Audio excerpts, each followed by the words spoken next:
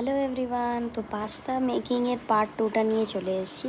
তো প্রথমে তো সব সবজিগুলোকে ভাজি করে নিয়েছিলাম। এবার চলে যাচ্ছে বয়েলড পাস্তার পরে তারপর অ্যাড করেছিলাম সয়া সস, টমেটো সস আর অরিগ্যানো আর চিলি ফ্লেক্সটা অ্যাড করেছিলাম। যারা অরিগ্যানো চিলি ফ্লেক্স অ্যাড করতে যদি না চাও নাও করতে পারো, কোনো অসুবিধা নেই, কিন্তু সসগুলো অ্যাড করো।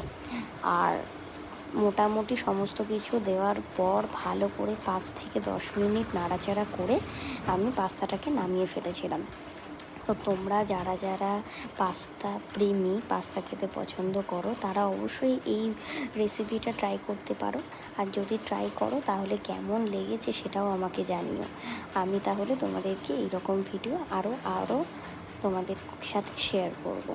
তো চলো, দেখা হচ্ছে তোমাদের সাথে নেক্সট ভিডিওতে খুব তাড়াতাড়ি। ততক্ষণ অবধি তোমরা অনেক ভালো থেকো। আর যারা আমার প্রোফাইলে নতুন তারা অবশ্যই আমাকে একটা সাবস্ক্রাইব করে রেখো এরকম আরও ভিডিও পাওয়ার জন্য।